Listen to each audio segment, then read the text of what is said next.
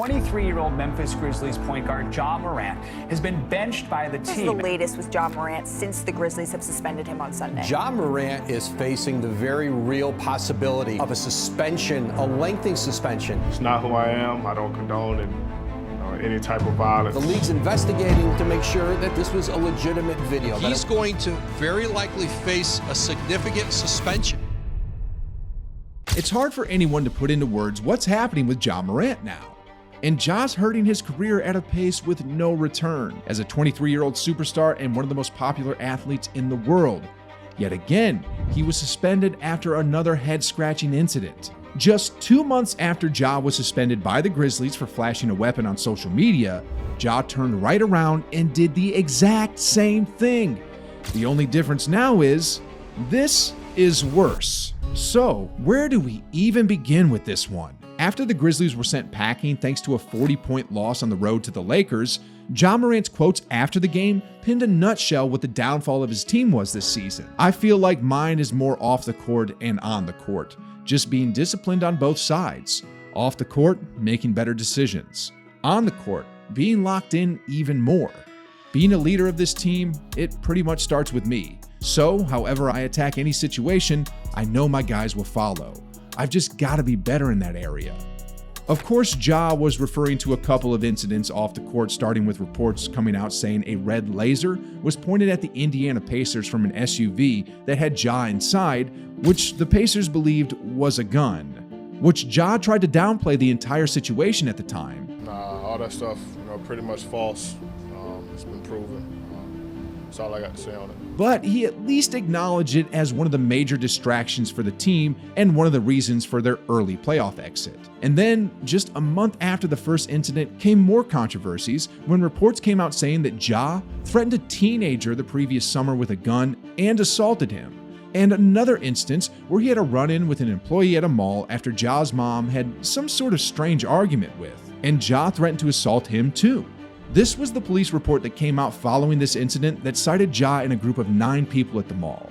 The security guard who was on duty at the time eventually told the group with Ja to leave, but they refused, which led to things escalating and reaching a boiling point. And according to the report, Ja said threateningly, "Let me find out what time he gets off," meaning what time that employee got off work so Ja could presumably fight him or what have you. A few days later, Ja went on IG Live, showing a weapon inside a nightclub just hours after the Grizzlies lost to the Denver Nuggets. All of this is happening within a time frame of days.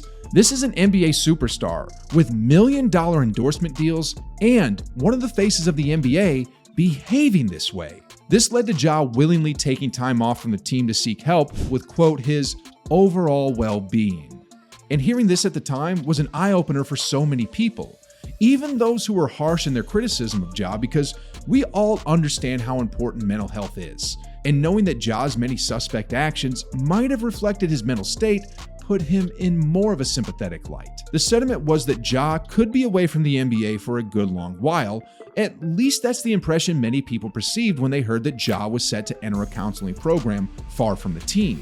But to the surprise of, really, us all, Ja left that quote-unquote counseling program just one day after it was initially announced that he entered the program in Florida. On March 15th, all these reports came out saying that Ja left his counseling, and that was the same day the NBA announced Ja's 8-game suspension for the original IG Live video with a firearm in his possession where he was supposedly intoxicated. Now, all of this is important for a lot of reasons, including Ja's meeting with Adam Silver, which we'll touch on more in a minute, but it was mostly the harsher pushback for Ja because people felt like the counseling Ja went through, whether he actually went through it or not, was all an act and a way to protect Ja's reputation and public image.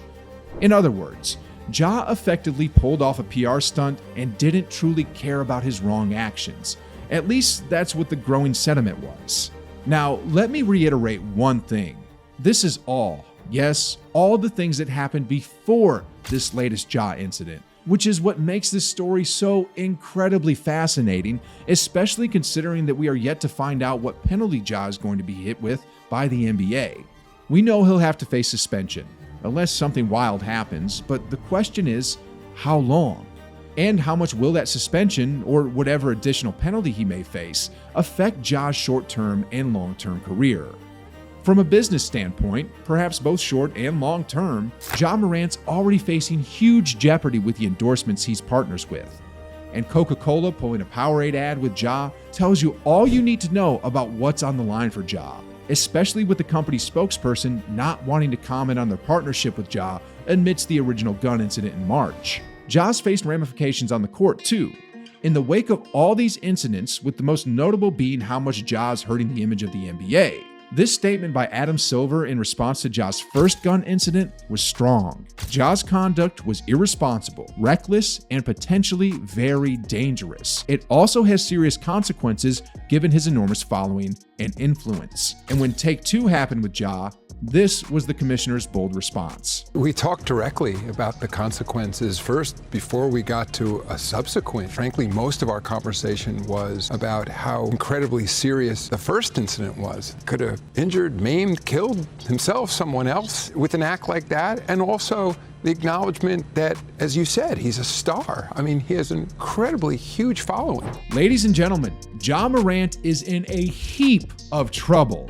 Not only was Adam Silver visibly disturbed by Ja Morant's behavior after Ja sat down with the commissioner in March and supposedly expressed some degree of remorse for his actions, Adam Silver looked and felt betrayed.